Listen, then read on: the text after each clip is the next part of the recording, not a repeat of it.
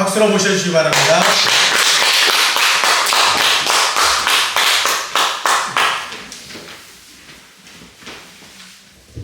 예, 식구 여러분, 수고 많습니다.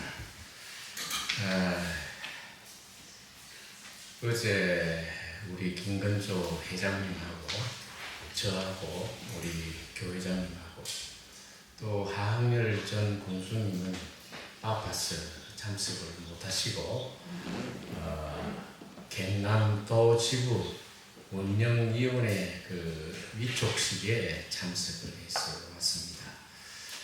거기에서 제가 참 느낀 것이 뭐냐면은 노벨 평화상에 우리 한학자 총재님이 추천되었다라고 하는 이야기를 들었습니다. 이 노벨이라고 하는 것은 1896년에 노벨이라고 하는 사람이 물리학자입니다. 물리학자고 다이너마이트를 발명한 사람이라. 그래서 그 당시에 다이너마이트가 있어가지고 금도 캐고 석탄도 캐고 모든 그 금, 은, 동도 캐고 이렇게 했습니다.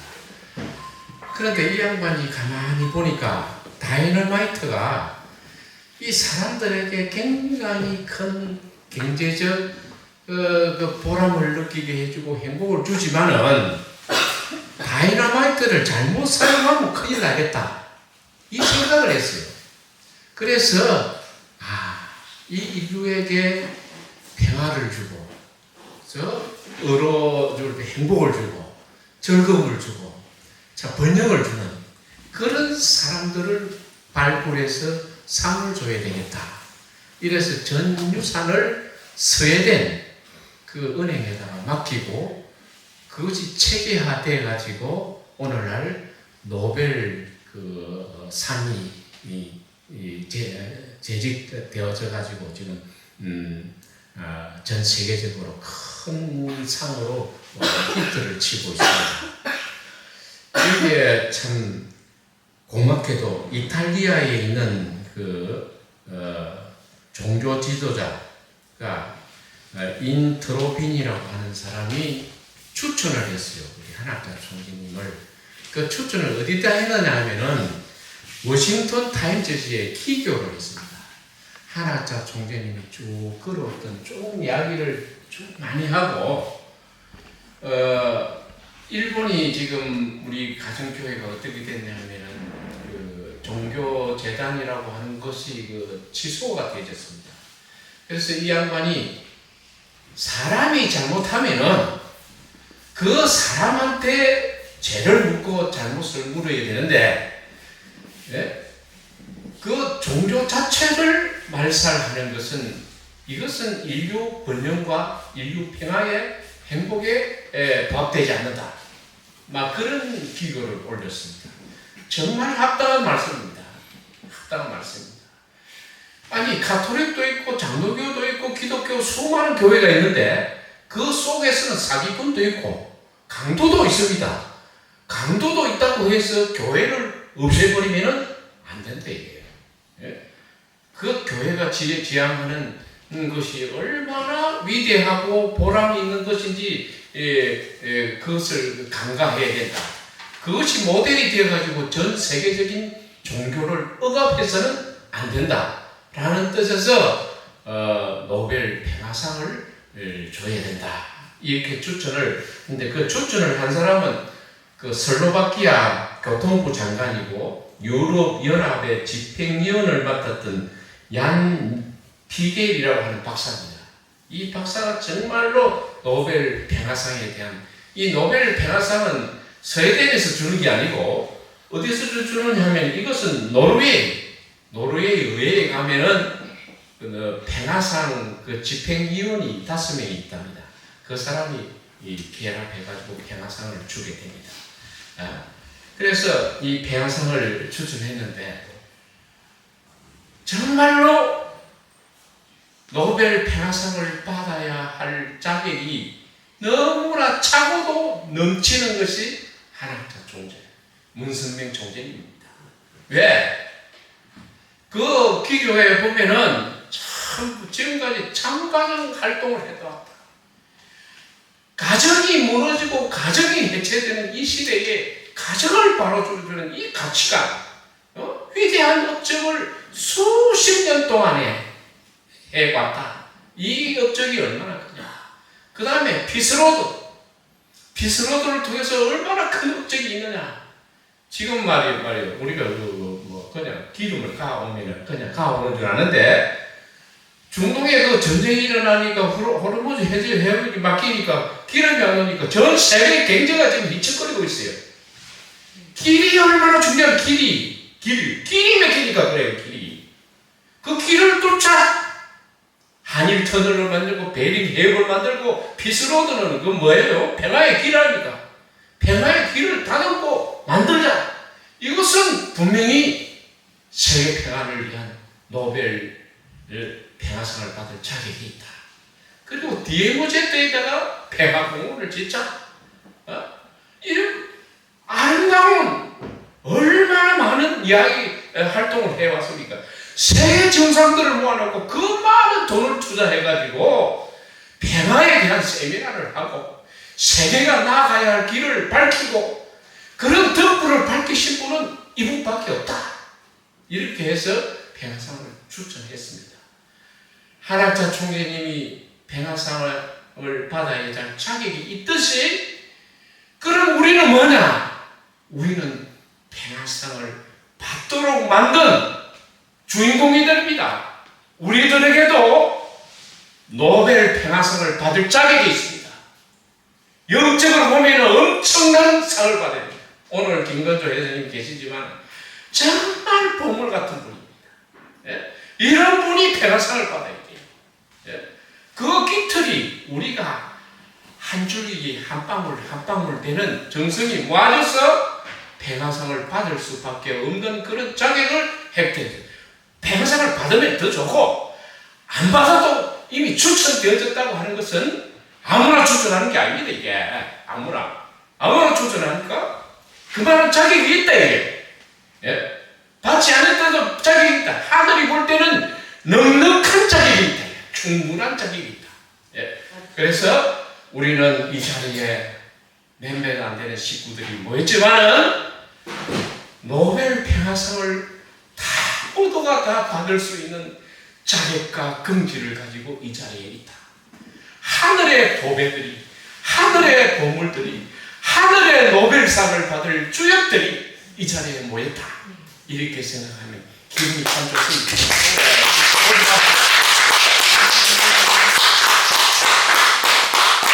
뒤를 보지 말고 앞을 보고 나아가면은 분명히 우리는 큰 하늘의 상을 받을 것으로 믿습니다. 감사합니다.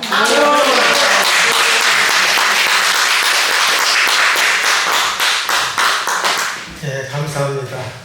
정말 어제 저도 같이 함께 모시고 갔었는데요. 정말 은혜로운 내용을 통해서 또 이렇게 귀한 덕담의 말씀을 주셔서 감사드립니다. 제가 이제 이어서 드리는 말씀은 이제 아름다운 나라라는 주제 말씀이 되겠는데요. 조금 겹쳐지는 내용도 없지 않아 있겠습니다만 양해해 주시고 들으시기 바랍니다. 어제 우리 김석진 UPF 우리 신한국 회장께서 우리의 소원은 평화라는 이제 주제로 여기 경남권 UPF 운영위원이 출범 및 위촉식이 있었거든요. 어제 주신 말씀이 되겠습니다. 잠깐 먼저 이 말씀을 소개해드리고 이어서 우리 한민주 성인 대사실 관련돼서 이어서 말씀을 올리고자 합니다. 사실 2차 세계대전 후 지구상에 좀 엄청난 끊임없는 전쟁들이 일어났습니다. 크고작은 전쟁이 일어났고 우리나라만 해도 사실 6.25 전쟁이 일어났죠. 그 앞서서 물론 일제시대 40년 동안 주권을 잃은 상태에서 전쟁이 치러지기도 했습니다만 지금 얼마 전만 해도 우크라이나, 러시아와 전쟁이 일어났었죠. 그리고 지금은 또 중동 전쟁, 이란을 중심 삼고 또 일어나고 있습니다. 일련의 이런 모든 전쟁들이 끊임없이 일어나면서 과연 인류가 어디를 향해서 갈 것이냐, 많은 사람들이 사실 궁금해합니다. 그리고 걱정도 사실 많이 드는 겁니다. 과연 인류가 자칫 이렇게 전쟁을 치르다가 공멸되는 것이 아니냐. 인류가 멸망하면 무슨 의미가 있겠습니까? 하나님의 뜻이 아니거든요. 하나님이 인류를 창조하시고 끊임없이 발전하고 번식하고 성장하라고 축복을 주셨지 않습니까? 3대 축복을 주셨잖아요. 주셨는데 인류가 전쟁을 통해서 멸망한다면 어떻게 되겠어요? 그건 안 되는 거예요. 그렇기 때문에 우리가 이 부분에 대해서 참 깊게 이번 시간을 통해서 성찰할 시간을 갖도록 하겠습니다. 2026년 2월 28일 미국과 이스라엘이 이제 이란의 핵 위협 제거와 정권 교체를 이제 목표로 해가지고 그때 당시 이제 에픽 퓨리 작전을 개시하면서 본토를 이제 기습 공격을 했습니다. 사실은 뭐 정권 교체라고 했습니다만은 이 참 독재자가 사실은 문제가 많습니다. 이란만의 그동안 호메이니 정권을 중심 삼고 얼마나 많은 독재가 이루어졌습니까? 물론 이제 그 이란이 이제 나름대로 이란 혁명을 일어날 때 거기에는 이제 종교 이슬람을 중심 삼은 종교에 관련된 이제 그런 내용이 없지 않아 있습니다만은 여하튼 그때 당시에 전에는 미국을 지지하는 세력이 왕조를 이뤘어요. 이랬는데 호메이니가 갑자기 여기에 혁명을 일으켜가지고 반기를 들면서 반미 정책을 중심 삼고 추진해 나간 거예요. 그러다 보니까 미국의 입장에서는 어떻습니까? 이게 눈에 가시죠. 미국과 함께 어울러서 함께 손을 잡고 인류의 평화를 위해서 나가면 좋은데 호메이니 정권이 들어서면서 계속 반미를 외치면서 이게 참 그 반정책으로 이렇게 나갈 때 사실은 굉장히 어려웠죠. 미국 입장에서.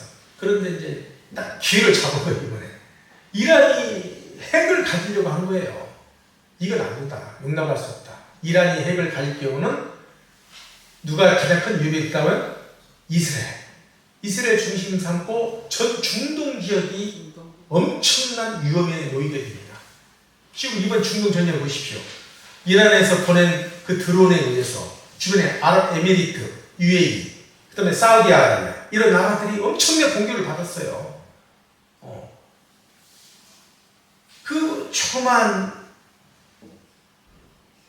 그 무기에 의해서도 그렇게 공격을 받는데 핵에 의해서 위협이 된다면 어떻게 되겠습니까? 이게 큰일 납니다. 이럴 때 이제 미국에서 입장에서는 이걸 더 이상 방관해서 안 된다 해서 그 핵 기지에 이제 폭탄을 투여해서 그걸 제거하려 했던 것이 이제 목표가 되었습니다. 우리 김상진 지원자께서 말씀해 주셨습니다만 지금 호르무즈 해협을 중심 삼고 지금 선박 26척의 팔이 묶인 거예요. 아주 하루에 20억씩 손해를 보고 있다는 거예요. 이게 얼마나 큰 손해입니까?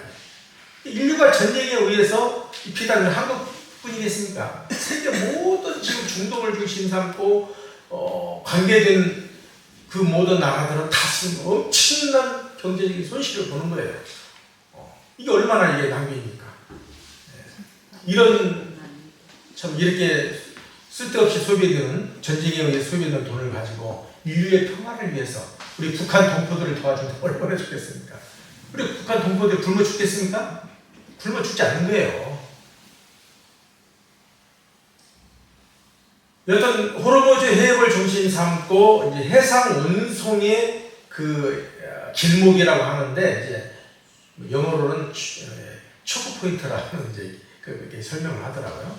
하는데 그 길목을 지금 이제 있는데 약 전 세계적으로 10개의 항로가 지금 이렇게 있습니다. 뭐 수에즈 운하를 중심 삼고 파나마, 그다음에 홍해, 말리카, 터키, 대만 해협 등 지금 엄청난 해협들을 세계 배들이 이 해협을 통과해야만이 자기 나라로 갈 수 있는 거예요. 근데 이번에 이제 호르무즈 해협을 딱 봉쇄시켜버리니까 어떻게 됩니까? 못 가는 거예요. 지나갈 수 없는 게 배가요. 그러니 얼마나 큰 손해를 보는 겁니까? 그런 가운데 지금 뭐 어제 우리 김석진 회장님도 말씀하셨습니다만 대만 해협이 지금 또 위험하다는 거예요. 대만 해협은 뭐냐면 중국과 대만이 지금 사이가 별로 안 좋잖아요. 언제든지 침공하겠다고 지금 얼음장을 놓고 있는 거예요. 중국 입장에서. 그러니까 대만이 침공 당하게 되면 이 대만 해협이 어떻게 되겠어요? 봉쇄되는 거예요. 그러면 우리나라 같은 경우는 대만 해협을 지나가야 되잖아요. 그래야 우리나라로 갈 수 있잖아요. 근데 대만 해협이 봉쇄되면 어떻게 되는 거예요? 한참 이제 돌아가야 돼요. 그럼 얼마나 큰 손해입니까? 그러니까 세계가 지금 모든 이런 해협들이 전쟁에 의해서 봉쇄가 된다면 커다란 지금 경제적 위기에 놓이게 된다 하는 내용이 되겠습니다. 여튼간에 지금까지는 어려움이 있을 때마다 그래도 미국이 도와주었습니다. 팍스 아메리카라고 하지 않습니까? 그 강한 힘을 가지고 미국이 우방들을 자기 동맹이라 해가지고 도와줬어요. 그나마 다행이었습니다. 그런데 이번엔 뭐라고 했습니까? 트럼프 대통령께서 이제는 당신 각자 나라들 각자 도생하세요. 각자 도생이 뭔가 당신들 나라 마음대로 하세요. 이겁니다. 지킬 수 있으면 지키고 지나갈 수 있으면 지나가고 이런 상황이 지금 되었습니다. 그러다 보니까는 지금 커다란 지금 문제가 지금 봉착하게 되는데요. 그래서 해상 교통을 중심 삼고 지금 많은 문제들이 벌어지고 있고 지금 예를 들어 첨단 산업을 우리가 이루기 위해서도요.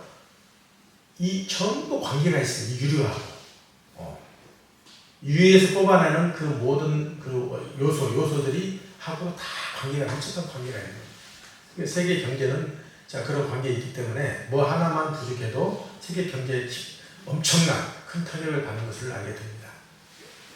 여튼 하나님이 선택한 나라 대한민국 국난 극복에 그래도 우리나라는 DNA를 타고난 나라다 하는 것입니다. 하나님이 준비시킨 나라다. 과거 얼마나 많은 어려움이 있었습니까? 그 어려운 국난이 있을 때마다 우리 민족은 슬기롭게 그것을 극복하고 넘어갔다는 거예요. 이게 위대하다는 겁니다. 예를 들면 IMF가 얼마 전에 있었잖아요. 김대중 대통령 당시에 코로나가 또 얼마 전에 있었잖아요. 저도 전주에 있을 때 코로나 때문에 이제 봉쇄되어가지고 방에 갇혀가지고 일주일 동안 고생을 했습니다만 지금은 또 중동 전쟁에 의해서 지금 또 이렇게 새로운 국면을 맞이하고 있습니다. 그러다 보니까 지금 여튼 우리나라는 IMF를 통해 가지고 경제 위기를 통해서 큰 공부를 했습니다. 또 코로나를 통해 가지고 전 세계가 환경 위기를 겪으면서 새로운 경험을 하게 되었습니다. 그리고 지금은 중동 전쟁을 통해서 세계가 에너지와 공급망 위기를 마주하면서 새로운 또 공부를 하고 있는 거예요. 그래서 어떤 어려움이 있다 할지라도 우리나라는 이 모든 것들을 극복하고 넘어갈 수 있는 지혜를 가진 민족이다 하는 것이 되겠습니다. 어떤 그럼에도 불구하고 지금 뭐 유가가 폭등하고 환율이 급등하고 수출이 비싸게 걸리다 보니까 참 당장은 지금 문제가 되고 있습니다. 그래서 하루속히 조속히 중동의 평화가 올 것을 믿습니다. 아주.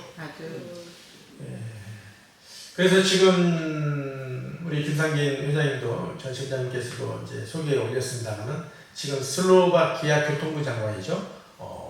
여기 있던 이 피겔 박사가 이제 우리 참 어머니께 노벨 평화상을 이제 추천하게 된 겁니다.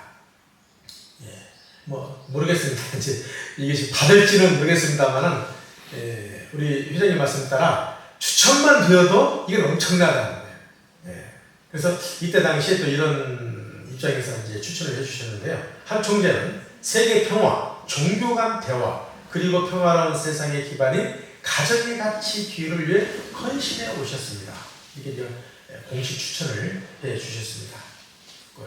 이어서 홀리마다 우리 참 어머니의 주요 업적으로 피겔 박사는 세계 각국에서 수천 명의 평화 대사를 임명해서 종교적 장벽 극복에 기여한 종교 간의 협력, 희망 전진 대의 및 그다음에 정상회의 조직을 통해서 한반도 평화 통일을 위해서 노력해 오셨다.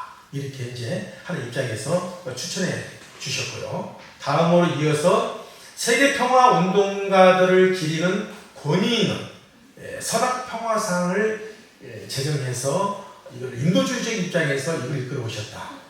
그래서 세계적으로 인권과 그다음에 인류의 평화적 갈등 해결을 위해서 그리고 생태 보존을 통한 환경을 위해 노력한 인물을 선정해가지고 계속 매년 이렇게 선악평화상을 수여해 주시거든요. 뭐 엄청난 비쌉니다. 그 많은 돈이 좀 투자가 됐는데요. 그럼에도 불구하고 정말 인류의 평화를 위해서 이렇게 제정해 주신 것을 알게 됩니다. 특히 이제 UPF와 WFP 세계 평화 여성연합을 중심 삼고 UN 경제사회 이사회의 포괄적 협의 지위를 이제 보유하고 있게 되는데요. 여튼 남북한 비무장 지대 내 평화공원 조성을 추진하는 38선 평화구상은 노벨 군대 폐지 이상에 부응하는 프로젝트다 하는 어제 또 우리 김석진 위원장님께서 설명해 주셨습니다. 이 이외에도 남북 통일과 인류 평화를 위해 고르바초프를 만나고 김일성을 만나면서 남과 북이 하나 되는 길을 열으셨지 않습니까? 그야말로 북한 고르바초프 구소련을 찾아가는데 여러분 이게 쉬운 내용이겠습니까? 과거에 이미 앞서서 문선명 총재, 한학자 총재를 죽여라, 사망케 하라. 사망 지시가 내렸어요. 고르바초프 김일성이 밀당을 통해 가지고 죽이려 했던 거예요. 그래서 일본의 적군파를 통해 실제적으로 죽이려 했습니다. 근데 이 실패로 돌아갔죠. 사전에 발각이 되어 다행히 하늘이 도우신 거죠. 그런데 그런 원수를 찾아가서 평화를 얘기하고 하나님을 소개한다는 거 이게 쉬운 게 아닙니다. 그야말로 사생결단의 심정을 가지고 찾아갔던 것을 알게 됩니다.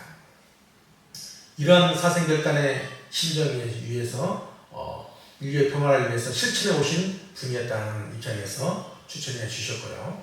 또 이어서 또 리트겐스 예술단 한 번쯤 다 공연을 보셨죠? 그 예술단을 통해서 전 세계에 평화 메시지를 전파했습니다. 그 문화적 콘텐츠를 중심 삼고 지금 이제 전파하게 되었는데요. 이런 것들을 통해서 인류의 평화를 기대하는 입장에서 또 추천을 받게 되었습니다. 그다음에 종교라는 건 뭐냐면 단순한 개인적인 내면적 신앙생활에만 머무르지 않고 사회 전체 작동 방식과 공동체 모든 그 평화적 변화를 위해서 기여했다는 그런 위적인 그런 부분도 많습니다. 사실 비단 이건 우리 가정연합 교회만 아니고요. 기독교도 사실은 인류 평화를 많은 노력을 했죠.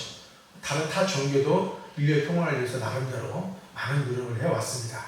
종교가 그런 신앙에만 개인적인 신앙에만 구원의 관점에서 개인 신앙 생활에만 머물지 않고 인류의 평화를 위해서 나름대로 노력해왔다는 것을 알게 됩니다. 이번 가정연합 전반에 닥친 계기를 통해서 그럼에도 불구하고 사실은 우리 가정연합 자체에 대해서는 깊은 성찰의 기회로 삼기도 했습니다.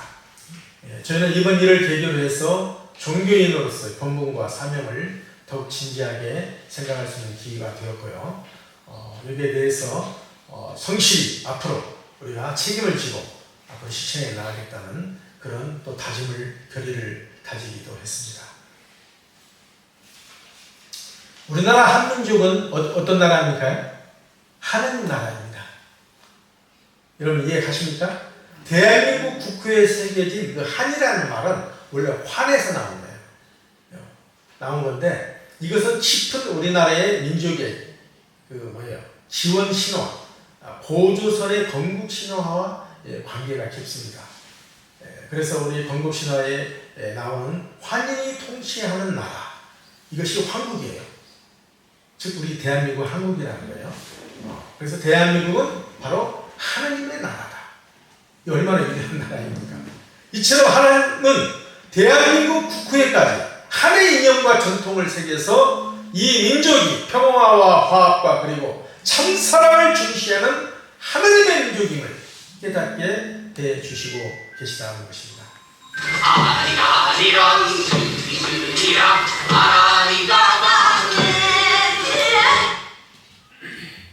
이 아리랑 노래잖아요.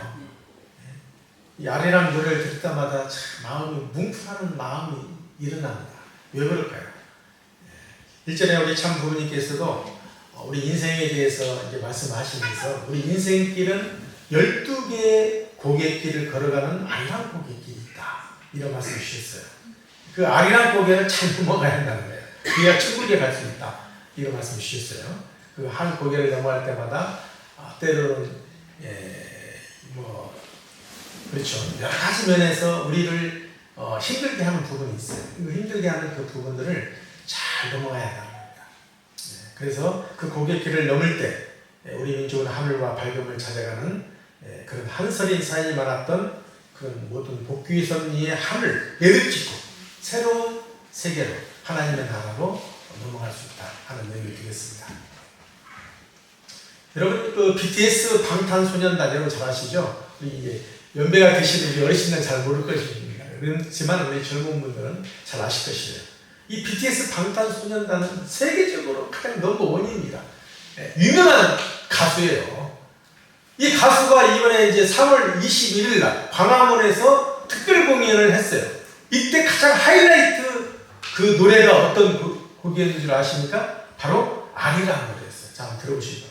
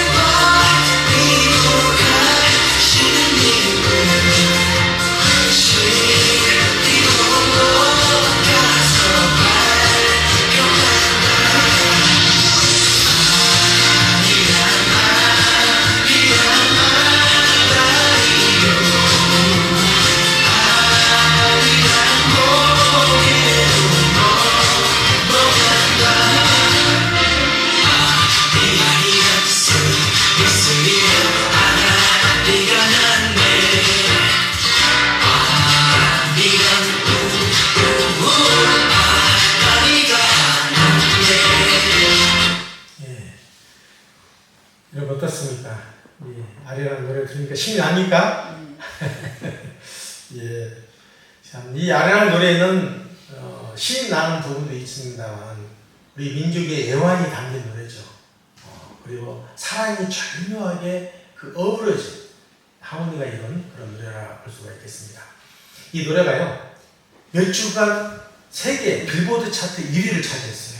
이해 가십니까? 어떻게 아리랑 노래가 1등을 차지할 수 있느냐. 이건 역사에 없는 기적이에요. 박수 한번 해주시고.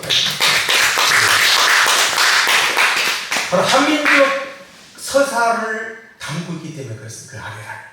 그래서 한민족 서사의 핵심은 하늘 부모님에 대한 복귀의 하늘 힘인 겁니다. 인간의 타락으로 하늘 부모님을 잃어버렸기 때문에 인류는 참 부모를 찾아야 했고 참 부모는 이 땅에 오셔서 잃어버린 아들과 딸들을 찾아야 했던 것입니다. 이것이 한민족 대서사시의 핵심이 되겠습니다. 단군 신화에서 보면 일전에 말씀드렸습니다만 하늘에서 내려왔다라고 이제 말하고 있습니다. 하늘에서 내려왔다는 것은 기독교적 관점에서 보면은 장차 재림주님이 오시는데 하늘에서 구름을 타고 오신다고 성서에 기록되어 있습니다. 우리 김관조의 회장님 계십니다만은 아마 이제 그 교회를 다녀보셨기 때문에 이런 말씀 많이 들었을 거예요. 하늘에 구름 타고 오신다는 말씀 들으셨습니까? 회장님? 들으셨죠? 잘 모르십니까? 여튼 기독교에서는 이렇게 얘기하는 거예요. 믿고 있는 거예요. 그래서 지금도 하늘에서 지금 휴거를 통해서 구름을 타고 내려오는 것으로 지금 보고 있습니다. 있는데 우리 단군 신화에서도 보게 되면 하늘에서 내려왔다는 것은 그런 말이 있습니다. 있는데 그 말은 뭐냐면 바로 하늘의 선민의 혈통으로 오셨다 하는 내용이 되겠습니다. 하늘의 선민의 혈통이 뭡니까? 타락한 혈통이 아니에요. 완전히 하나님의 하늘의 혈통으로 정화된 입장에서 이 땅에 왔다. 그런 의미로 우리가 이해할 수가 있겠습니다. 선민이 전제하고 있는 개념이 무엇이겠습니까? 바로 선민의 주체가 무엇입니까? 신, 하나님이라는 하나님. 하나님을 모르고는요, 하늘 부모님을 모르고는 진정으로 선민의 의미를 우리가 알기 어렵다는 겁니다.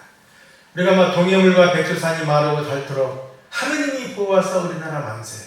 애국가에는 당당히 등장하는 이 하느님, 이 신이란 정말 존재하는 것일까요? 여러분 어떻게 생각하십니까? 이건 결코 애국가에 이렇게 나온 것도 우연이 아니라는 것입니다. 많은 고등 종교에서는 궁극의 존재인 신에 대해서 나름대로 자신들만의 견해를 가지고 있습니다. 물론 뭐 차이도 있습니다만 많은 공통점도 가지고 있습니다. 사랑과 자비, 인의 원리는 말은 다르지만 그렇지만 사실은 평화와 사랑의 세계를 지향한다는 점에서는 같은 거예요. 하나인 거예요. 신천지에 보면은 이만희 총리님이 우야 왕 하고 왕은 이걸 잘하시더라고요. 신천지 쪽에서는 하나 이게 맞습니다. 틀린 말이 아니에요. 우리는 하늘 부르만의 모든 하나의 형제 자매라는 거예요. 그리고 모든 종교가 추구하는 것은 하나의 그 평화의 세계, 사랑의 세계를 향해서 지향한다는 겁니다. 유대교, 기독교, 이슬람교는 인격적 신을 믿습니다. 유일신 사상이고요. 힌두교는 인격적 신을 믿되 여러 신들을 많이 믿습니다. 다신교입니다. 이와 반면에 불교나 유교 등은 어떤 신이라기보다는 근본 원리, 어떤 입법으로서의 신을 믿습니다. 근데 그것이 나중에 후기 불교가, 불교도 전 불교가 있고 후기 불교가 있거든요.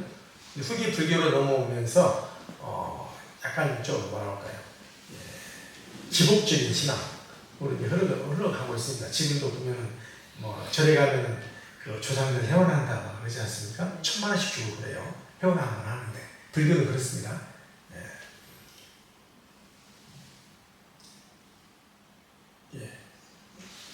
등반 노선이 다르다. 나름대로 다 다르지만 막상 정상에 올라가면 하나에서 만난다. 그걸 알 수가 있고요. 신이 있을 때 앞에서 보시는 이런 모든 여러 가지 남 문제들이 실마리들이 풀릴 수 있다 하는 것입니다. 여러분 믿으십니까? 한민족은 선민으로서 세계를 대표하는 민족이자 세계 평화와 인류 공영에 이바지할 수 있는 모델 국가로서 세계에 우뚝 서게 되었습니다. 자, 어떻습니까? 신이 있다고 가정했을 때 얻을 수 있는 신의가 있지 않겠습니까? 그걸 한번 살펴보도록 하겠습니다. 자, 신이 있다고 하는데 그렇다면 왜 인류는 이와 같이 전쟁과 갈등, 투쟁이 끊이지 않고 일어나고 있을까요? 여러분 많이 궁금해 하시잖아요. 저도 그게 궁금했어요. 하나님, 아니 하나님 계시고 평화의 하나님은 사랑의 하나님이신데 왜 많은 사람들이 하나님을 미치고 따르는데 때로는 종교에 의해서 전쟁이 일어나기도 하고 이렇게 갈등이 일어나고 서로 피를 흘리니까 하나님 얼마나 답답하시겠어요. 그 질문을 받으시고. 신은 전지전능하다고 하는데 왜 순간에 모든 일을 비극을 끝내고 이 땅을 천국과 같은 세계로 만들지 못하고 있는가, 못하고 계신가 하는 것입니다. 여기에 대해서 우리가 많은 궁금해했다는 것입니다. 근데 이 부분에 대해서 우리가 알기 위해서는 타락이라는 것을 모르고는요, 이게 정말 대답하기가 쉽지 않습니다. 인류 역사가 이렇게 슬퍼지고 신의 실체에 대해서 의문을 품게 된 궁극적 원인은 바로 성경에서 타락으로 보고 있습니다. 타락 이후 인간은 하나님과 소통하는 법을 잃어버리고 하나님의 가르침과 인도하심으로부터 멀어졌다고 보는 겁니다. 하나님이 하느님이라고 부를 수도 있고 부처님 또는 알라신이라고 부를 수도 있습니다. 그 신의 이름이 무엇이든 간에 많은 종교에서 사랑을 가르치고 있습니다. 이 하나님은 우리의 부모이시기 때문에 하늘 부모님이 되시는 겁니다. 이 하늘 부모님은 사랑과 자비가 가득한 분이시기 때문에 인류를 구원하기 위한 역사를 해오셨다는 것이 바로 섭리적 역사관이 되겠습니다. 사랑하지 않았다면 인류 구원을 위한 역사 전개도 있을 수 없는 것입니다. 성경을 보면요, 요한복음 8장 44절을 보니까 너희는 너희 아비 마귀에서 났으니 너희 아비의 욕심대로 너희도 행하고자 하느니라. 그는 처음부터 살인한 자요 진리가 그 속에 없으므로 진리에 서지 못하고 거짓을 말할 때마다 제 것으로 말하나니 이는 그가 거짓말쟁이요 거짓의 아비가 되었습니다. 이렇게 이제 성서에 나옵니다. 이게 뭐라고요? 타락한 인간을 뭐라고 얘기했습니까? 마귀의 자식. 마귀의 자식이래요. 독사의 새끼들이래요. 이 보니까 마태복음 23장 33절에 보니까 이 폐들아, 이 독사의 새끼들아, 그런 거예요. 타락한 인간들을 놓고 독사의 새끼들, 마귀의 자식들. 예수님이 그렇게 보시는 거예요. 이렇게 부르는 겁니다. 그래서 우리 한민족의 역사를 보게 되면 한민족 대서사시의 핵심은 바로 이러한 창조의 주체이신 하늘 부모님을 어떻게 잘 아느냐, 이 굉장히 중요한 겁니다. 그래서 마고성에 이러한 하늘 부모님의 사랑과 같은 윤려가 존재하였던 것입니다. 그래서 창세 시대에는 자연스럽게 하나님과 하나 되어 사는 신인 하빌 입장에서 살아간 것입니다. 하지만 인간은 타락으로 인해서 이것을 잃게 된 것입니다. 그래서 선악과에서는 성서에서는 선악과를 따먹고 타락했다고 기록하고 있습니다. 그 선악과를 따먹음으로써 선과 악을 아는 존재로 전락하게 된 것입니다. 원래 타락하지 않았다면 선과 악이 있겠습니까? 선과 악의 개념이 없는 거예요. 인간이 타락했기 때문에 그 이후로 선과 악으로 갈라집니다. 인류의 구원이 필요한 것입니다. 그 구원의 주체로 오신 분이 바로 인류의 하늘 부모님이요 우리 참 부모님이신 것을 우리는 알게 됩니다. 아주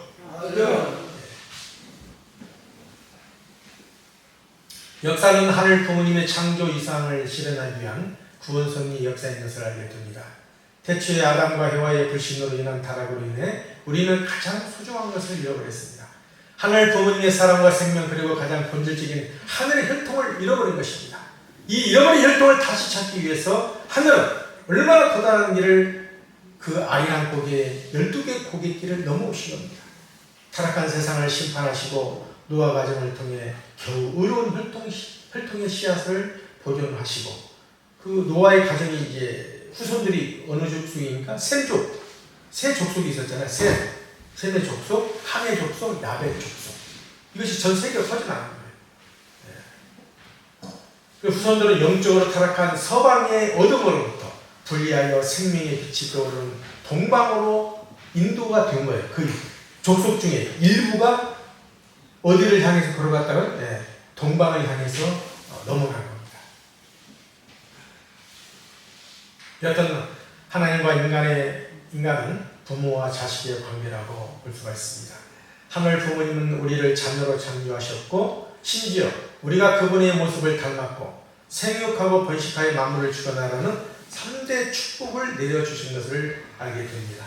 그리고 우리 하나님은 우리의 하늘 부모님이신 것을 우리는 알게 됩니다. 아주 결국 타락으로 인해서 비록 하나님 아래 인류 한 가족의 가치가 무너지고 오늘날과 같은 양육강식의 비참한 세계가 되었습니다만 하늘 부모님은 이를 복귀하시기 위하여 창조 본연의 참사랑의 세계를 재창조하시려 하신 것입니다. 이것이 인류의 구원의 목적인 것을 알게 됩니다. 이전에 잠깐 소개를 올려드렸습니다만 고래로 모든 종교를 중심 삼고 나름대로 한민족의 미래와 사명에 대해서 예언한 분들이 많이 있습니다. 그 가운데서도 이 루돌프 슈타이너 이 박사는 독일 사람이에요. 한국 사람도 아니고 이 독일 사람인데 이분이 영계와의 통신을 통해 가지고 계시를 받은 거예요. 나름대로.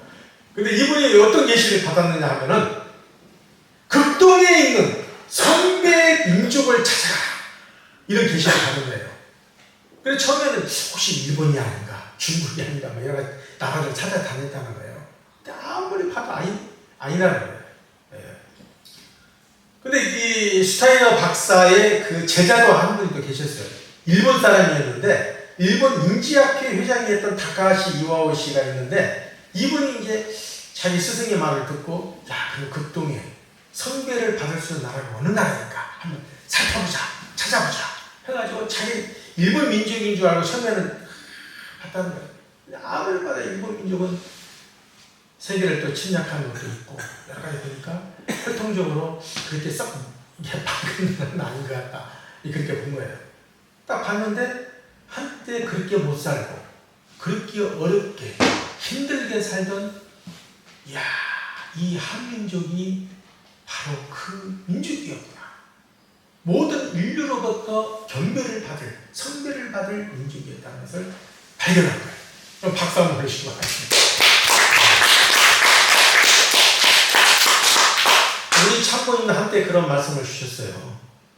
해서 정말 우리 한민족은 전 세계 사람들 곡물을 들고 최고 좋다는 곡물 들고 이 한반도로 찾아오는 그 때가 올 것이다. 그걸 참 이제 비전으로 계시처럼 이렇게 말씀해 주실 때가 있는데 그런 날이 어서속히 올 줄 믿습니다. 아주. 그래서 하나님 아래 인류 한 가족으로서 하늘을 섬기고 하나님의 자녀이자 나의 형제라고 할 수 있는 인간을 사랑하고 그런 인간들이 형성된 나라들끼리 형제처럼 친하게 지낸다면 얼마나 좋겠습니까?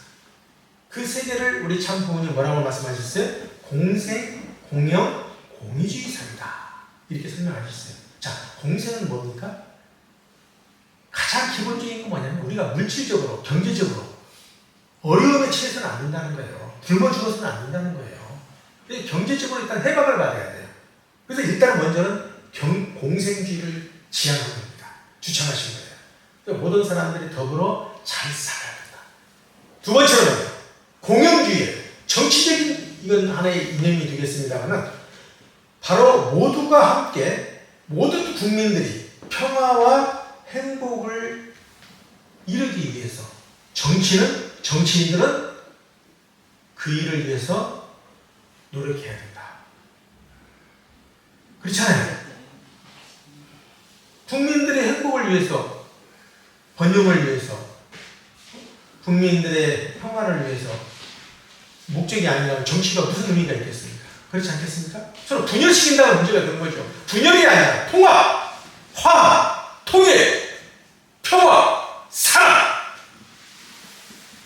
지향해야 한다는 겁니다.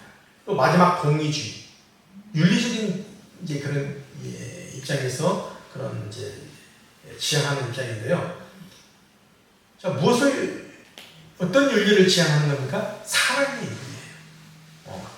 우리가 뭐 법이라는 거 보면 뭡니까? 지켜야 의무잖아요. 이거 지켜야 돼. 이거 안 지키면 안 돼. 너 감옥에 갈 거야. 얼마나 이게 의무는 딱딱한 거거든요. 사랑이 들어갈 계제가 없습니다. 그런데 사랑의 그 의무적인 윤리에 사랑이 들어가야 한다. 그러니까 사랑의 윤리가 있어야만이 진정으로 인류가 함께 더불어 사는 그런 사랑의 윤리 속에서 함께 살아갈 수 있다 하는 내용이 그렇습니다. 그래서 우리 민족은 일찍이 하늘을 모실 수 있는 문화와 전통을 가지고 있는 천손 사상이 있고요. 그다음에 이어서 하늘을 모시는 경천 사상을 가지고 있는 거예요. 우리가 얼마나 조상들 잘 생겼습니까? 예를 지키고 하늘을 모시는 그런 제를 지내기도 했다는 것입니다. 또 홍익사상, 늘 인간을 사랑하는 그 홍익사상, 인간을 사랑하는 그 인대천 사상, 인간이 곧 하늘이라는 거예요. 얼마나 기가 막힌 사상입니까? 그러한 홍익사상을 중심 삼고 우리 민족은 살아왔다 하는 것이 되겠습니다. 광명사상이 또 있어요. 광명사상은 뭐예요? 이상적인 나라와 세계를 꿈꾸는 겁니다.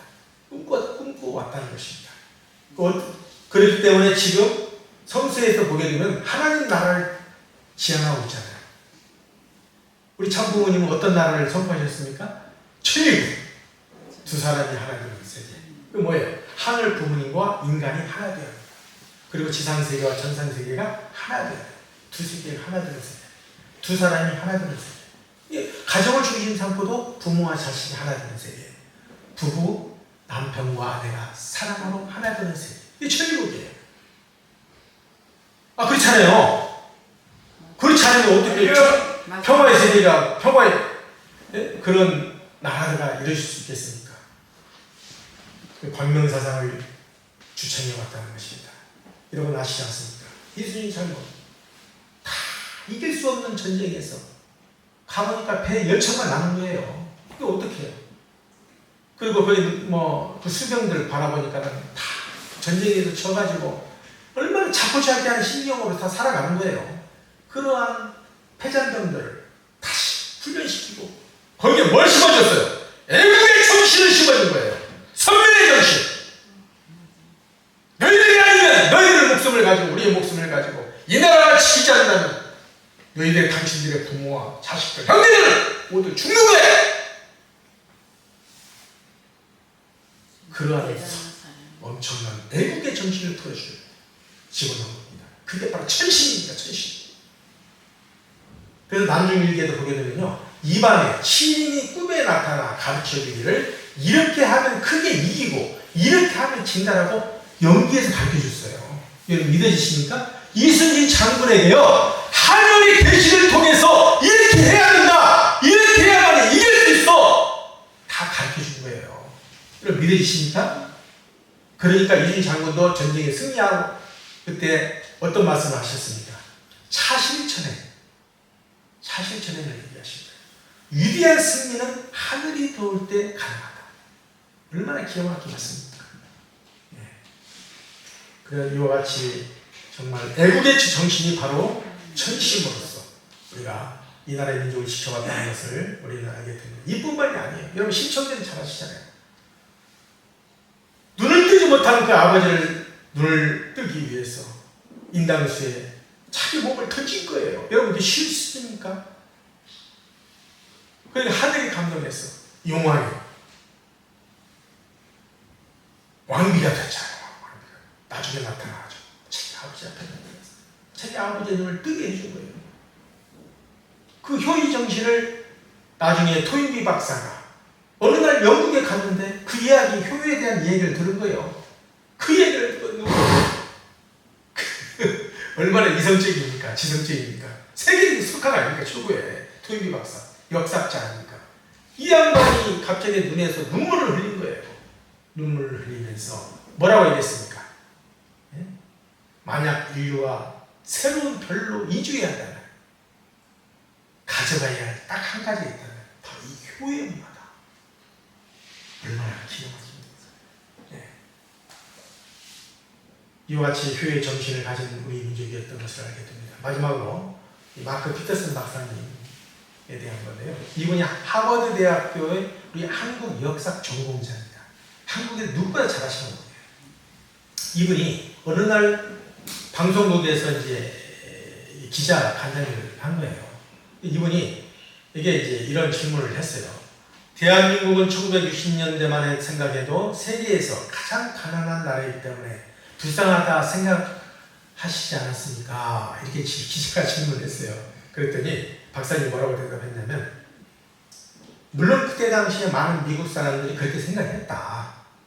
그렇지만 나는 한국 사람들의 눈빛을 보고 다르다는 걸 느꼈다. 야, 한국 사람이, 특히 젊은 사람들의 눈빛을 보니까요, 다르다라는 거예요. 그 눈빛만 보고도 국민들이 장차 어떻게 될 것인지를 알았다는 거예요.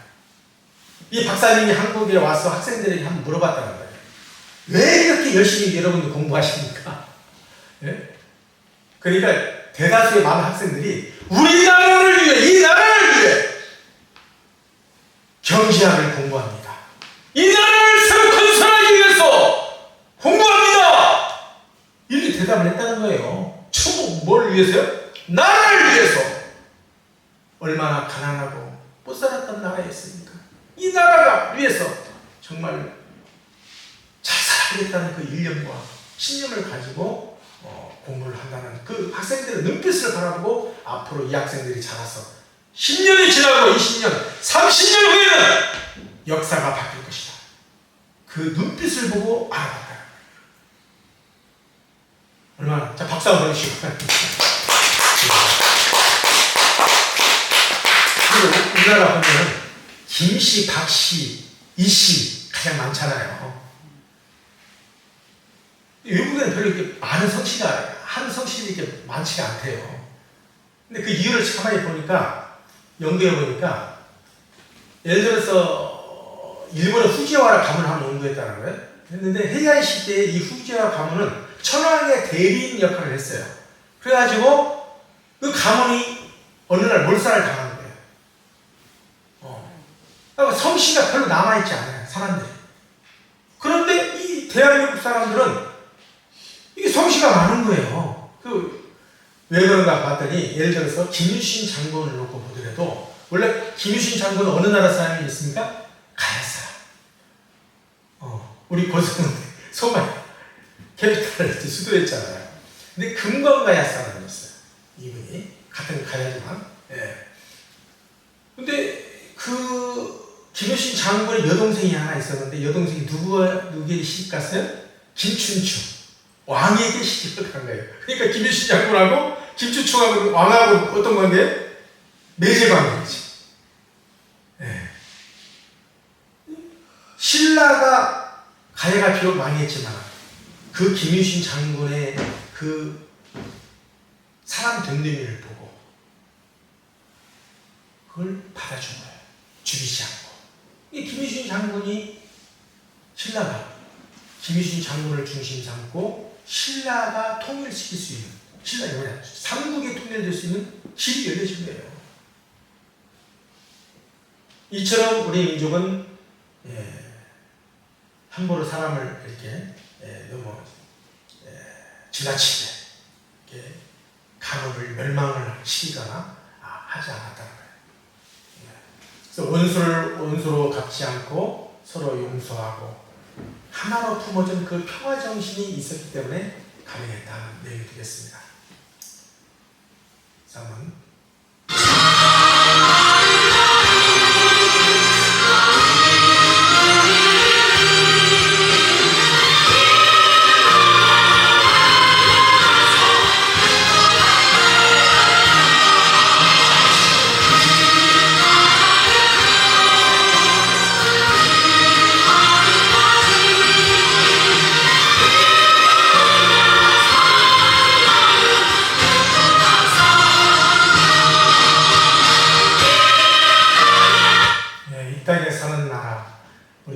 행복한 사람이 아닌가, 이렇게 좀 가사 내용도 나오죠. 그래서 우리 참 어머니께서 선민, 하늘이 택한 백성 21세기 참부모 시대에 있어서 선민은 누구이겠습니까? 오늘 여기에 모인 모든 지도자 여러분이 21세기의 선민이라고 말씀해 주고 계십니다. 감사합니다.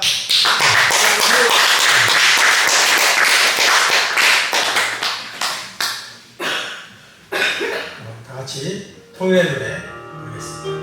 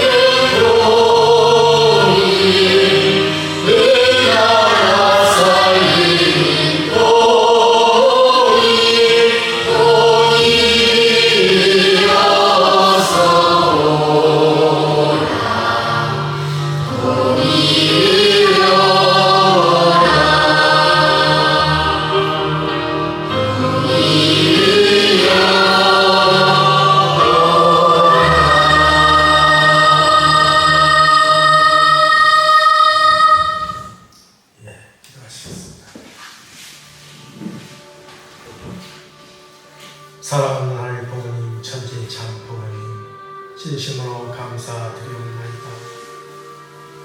오늘 저희고 전력 3월 3일 양력으로 4월 19일 거룩한 생일 예배를 통해서 아름다운 나라는 주제로 말씀을 우리에게 되었사옵나이다.